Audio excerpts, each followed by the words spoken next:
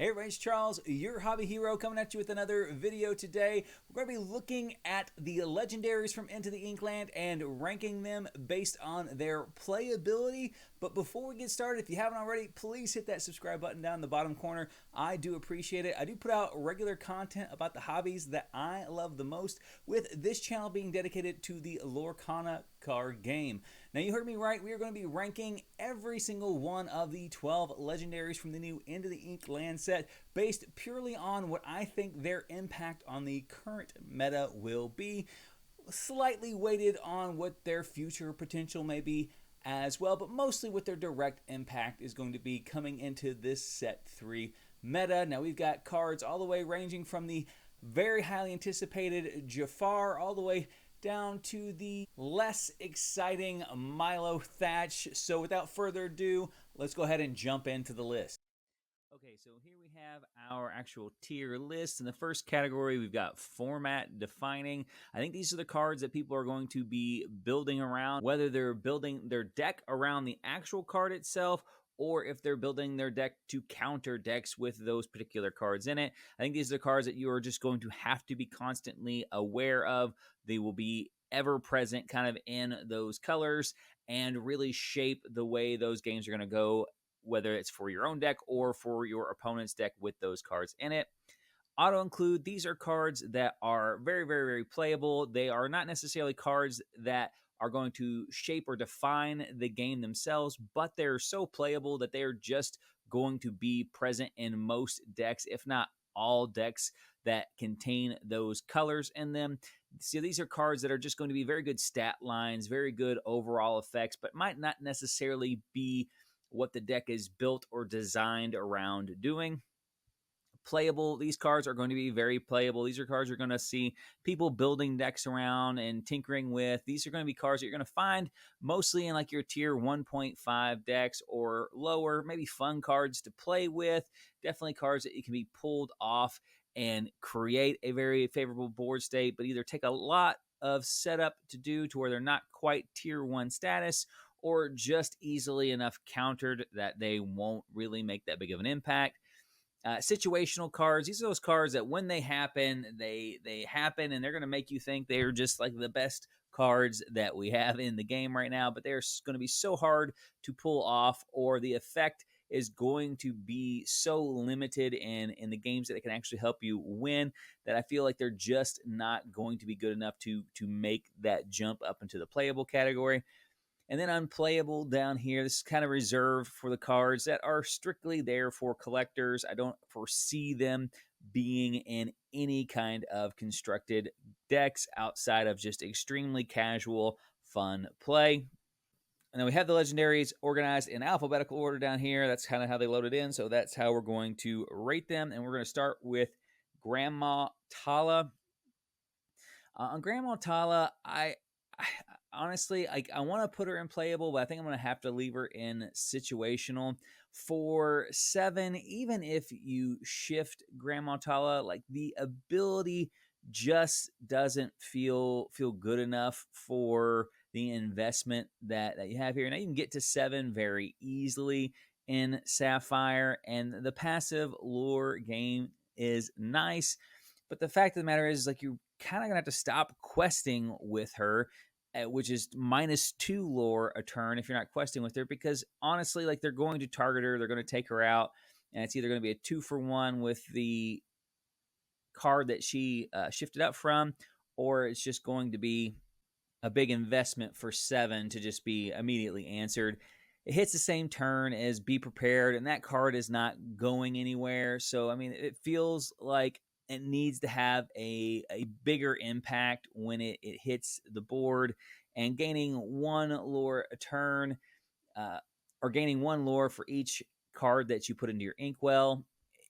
I know there are a lot of effects that do that, but the fact of the matter is once you hit 7, like, you're fairly limited on how many more times you're going to want to use that ability going forward. And I know I've played games against Sapphire where they've gotten up to like 14 or 15, but the reality is most of those games, they go up to like 10 or 11 before the game ends. So you're really only talking about getting 3 or 4 lore out of her secondary ability if she stays alive. And then the fact that she doesn't have like something like the Bell's ability where she actually enables that ability to be activated faster, I think also kind of works against her. I've been trying to play with her. I've been trying to make her work. I would love to put her into playable and see her be kind of a regular part of the meta, but I think she's just too much work for too little payoff. Next one up is Hydra. I'm going to put Hydra, I'm going to put him above Grandma Tala in the situational. And again, this is another one I think could make the jump to playable. It's just not in a Ruby deck that we currently see. Now, Ruby's got a lot of effects now where they have some ability to damage their own characters. You've got Teeth and Ambitions, which turns into a 4 damage spell with Hydra.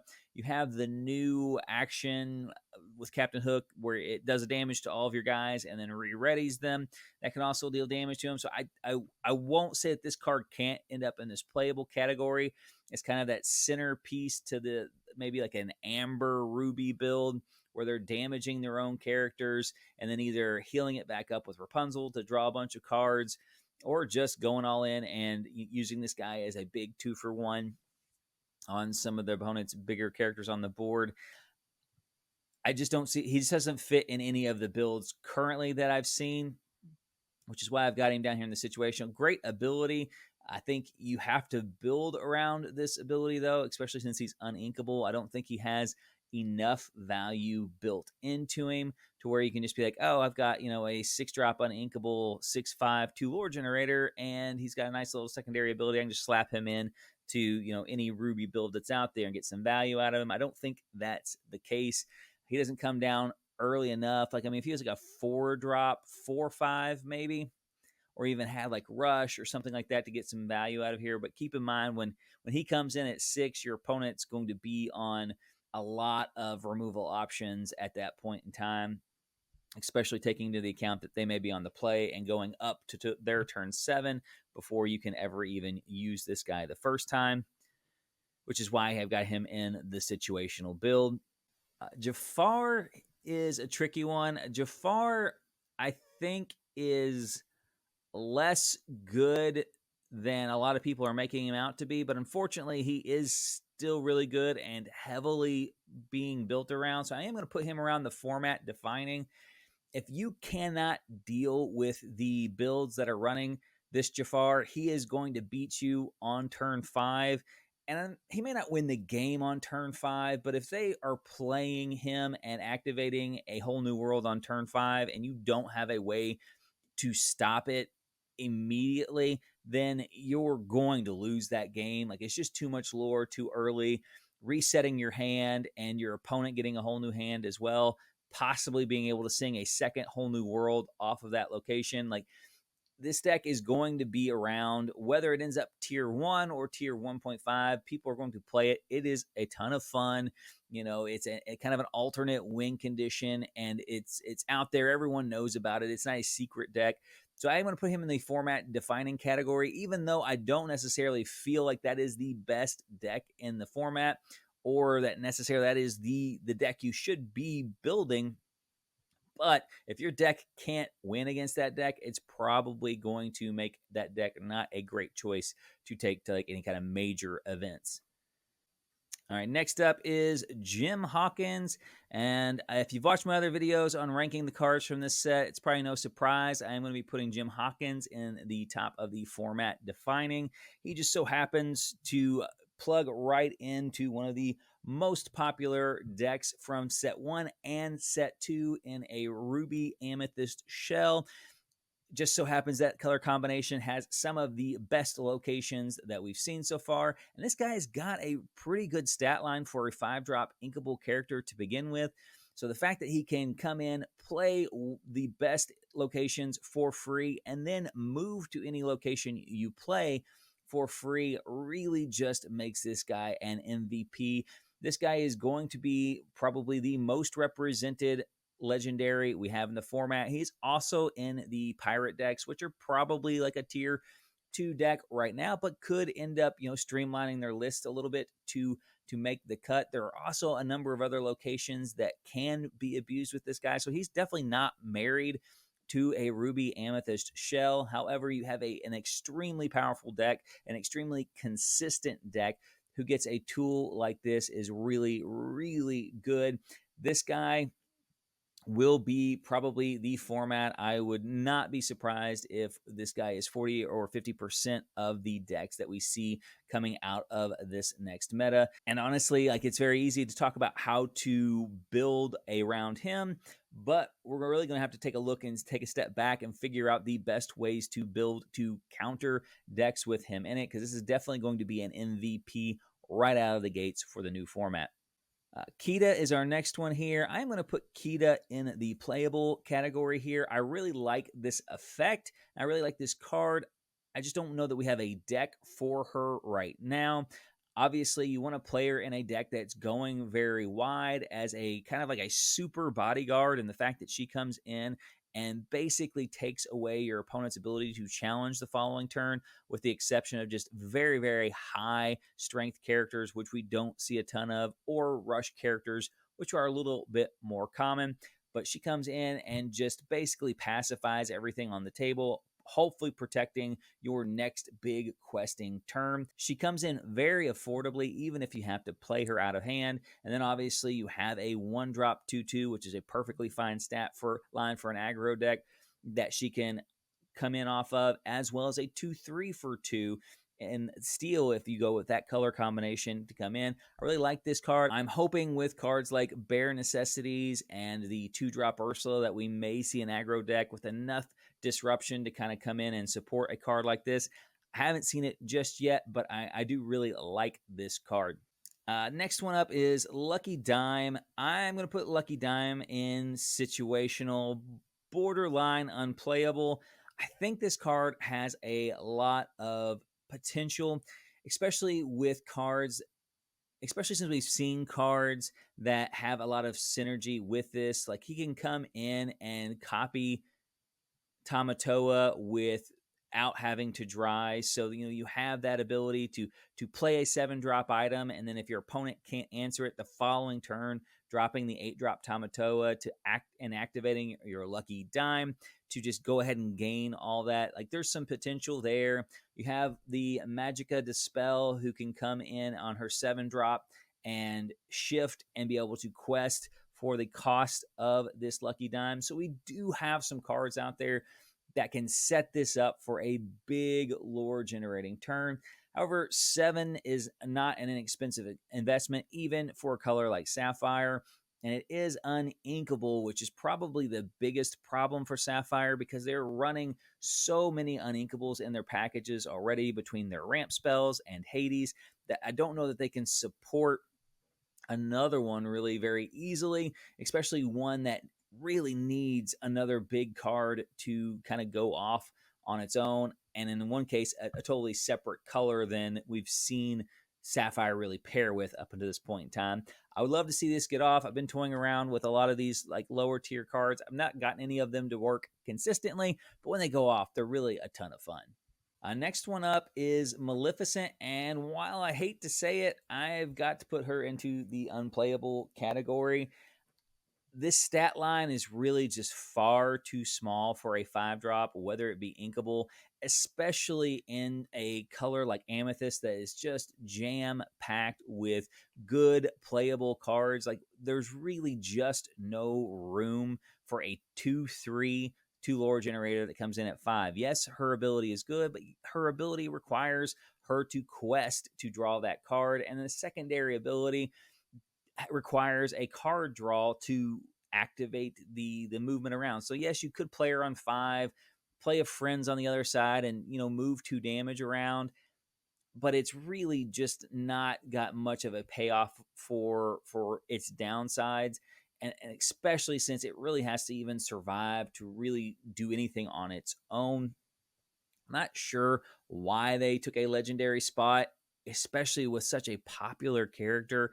And this was the design of the card that they came up with. 3 willpower at this late in the game just basically dies to everything. She has no evasive, so even if she were to stay alive from the removal side of it, she's going to get swung into because this stat line is nothing. I mean, 3 drops trade into, I mean, heck, 2 drop Madam Mim can trade into this and survive and still take her out. I don't understand where the stat line comes in. This ability is good, but we've got way better abilities than some of these characters without suffering the stat line. I mean, you have Jafar up here who's gaining lore for every card that's drawn, and he's got a 4/5 body with evasive and comes down on turn 5 with shift. And over here we've got on turn 5, you get a 2/3 2-lore generator with no survivability. I just don't understand the design team on why these 2 cards are just so far away on their potential. And unfortunately, I honestly can't think of any reason why you would play this Maleficent, let alone like making her good and be a functional part of your deck. The next one up, we've got Mickey Mouse, the trumpeter, and I think I'm going to put him at the top part of situational here. I know this guy gets dogged on quite a bit, and a lot of people like to compare him to the Magic the Gathering card equivalent, the Elvish Piper, and there are a lot of similarities. However, I will say I do think that he is better than Elvish Piper in the sense that this card game has no removal that can be played on your opponent's turn. So like with an Elvish Piper and Magic the Gathering, you can play your Elvish Piper on your turn, and before your turn's even over, your opponent can have it dead. That's not an option in this game. Now, as a 0/1, he's not hard to get rid of if your opponent has the means to do so, but they have to spend resources on their turn and have to have those resources on their turn to get rid of him. Now, he is easier to challenge than Elvish Piper is because you can attack characters directly in this game, and you cannot do that in Magic the Gathering. But also, you don't care. Like, once this guy activates, once you're probably feeling pretty good. If you play a big bodyguard character down and you get activating multiple times, even better. But really, the objective is get his ability off one time and one time only. And I think he's better at it than a lot of people are giving him credit for. Now, the drawback for this guy is we don't really have anything worth cheating into play and the risk, I guess, associated with doing so. Like, obviously, plenty of cards that would be phenomenal on turn 5 in the game, but this obviously has a lot of risk associated with it, and the payout really isn't that high. So you're cheating something in on turn 5. Be prepared. Again, we've already mentioned is going to be all over the format. We've got Prince Eric that's going to be all over the format as well. Both of those just deal with pretty much everything in the format we have right now. We don't have any big characters with Ward right now, and I think if we can get some in future sets, that the stock on this Mickey Mouse goes way, way up. If we can drop some high lore generation Ward character that has a decent enough willpower into play off of this ability, and it's normally like an 8 or 9 drop, and we can get it in on turn 5 and really just kind of ride that card out, it definitely becomes worth more of the risk to set up this Mickey Mouse.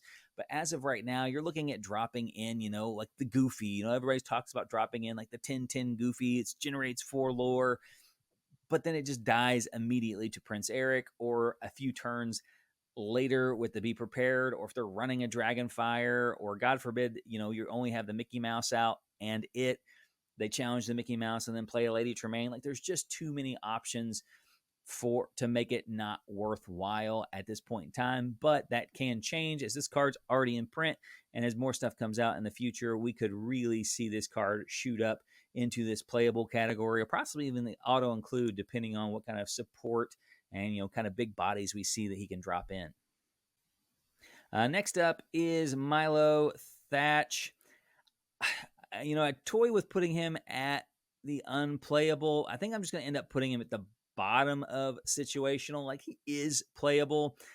There's just not an Emerald deck that really wants this ability. I mean, 7 is a huge investment for a color like Emerald. If he had been in Sapphire, this card makes a little bit more sense.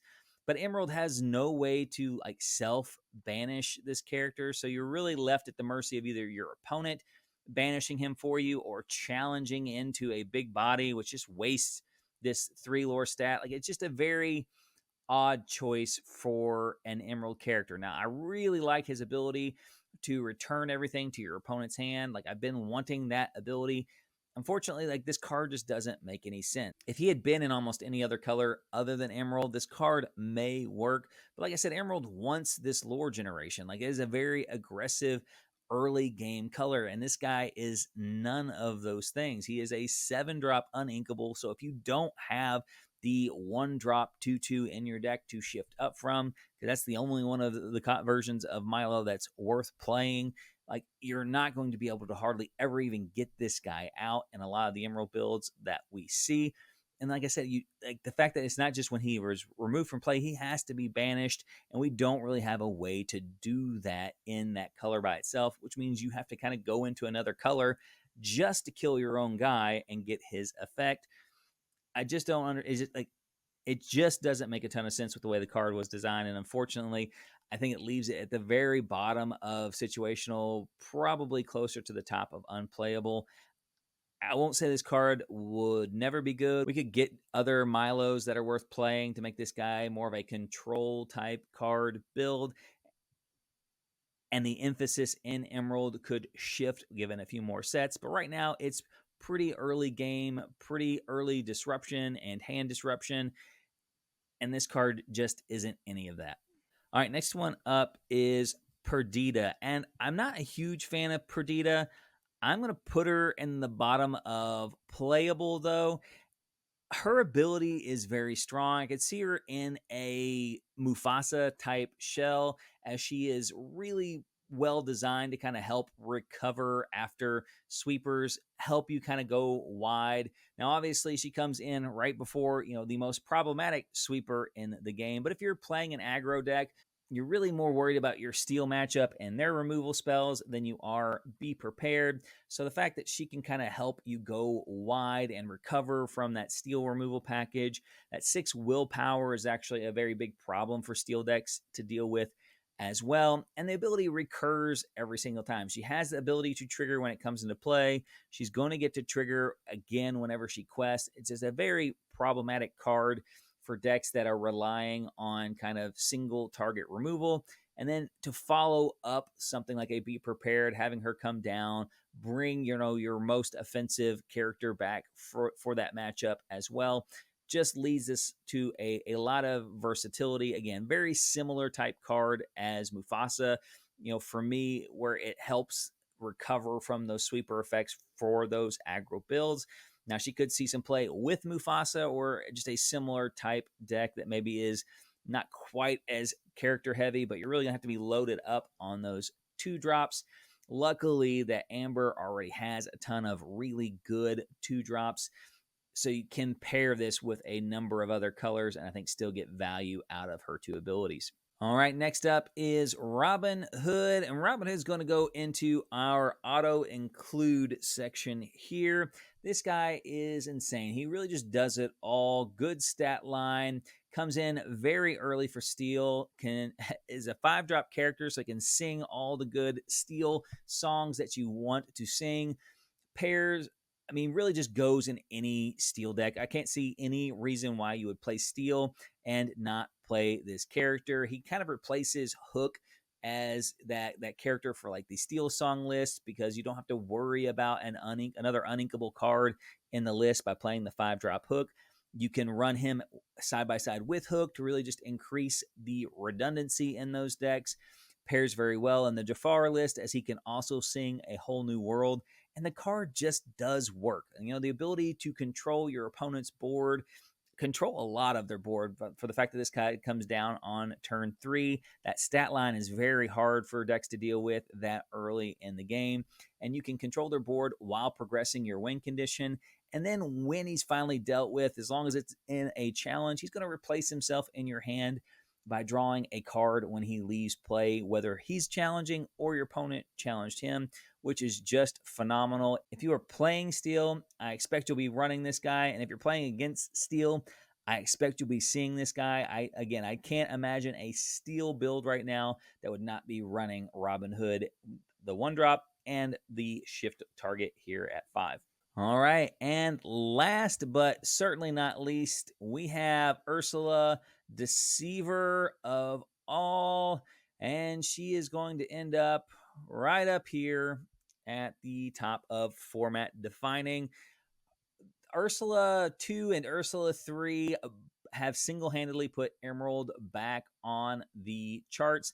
Emerald was the least represented color last set, and we already have new archetypes popping up and old archetypes that have really solidified their playability, all due to the effects of this lady right here with an assist from her 2-drop counterpart as well. But this card is going to be everywhere. If this card comes down on 3, you as the person playing against it immediately have to start looking at all the possibilities that their next turn could afford if you can't deal with her immediately. She's got a decent stat line for a 3 body as well. Conveniently gets out of all the early 2 damage range that we see. And a 3-drop Singer is really kind of the sweet spot for songs with an absolute ton of cards at her disposal. The most common are going to be cards like Let the Storm Rage On, which has the ability to deal 4 damage and draw 2 cards on turn 4, which is wild. Mother Knows Best, the ability to return 2 of your opponent's characters back to their hand for the cost of 1 spell, is absolutely crazy amount of tempo early on. And in the control decks, you know, being able to sing things like Bare Necessities or Sudden Chill to really just pick apart your opponent's hands will be crazy as well. A number of other combinations are possible with this card right now, and as we get more sets, I expect her versatility to go up even higher. She also gets the added benefit that she was printed with an error, so a lot of people are kind of speculating on the print of this particular printing of her because it could get changed in the future to reflect that she is actually a Dreamborn character and not Storyborn. So you have that going for her as well with a little extra hype on the price tag. But all in all, she's being carried by her own merits. Very, very good legendary. So there you guys have it. There's my tier list on the current set 3 Into the Inklands Enchanteds. Overall, an extremely strong set of Enchanteds. Arguably one of the best sets of Enchanteds we have seen so far. I'd love to know which ones you guys are most excited about down in the comment section below. And until next time, guys, Hobby Hero out.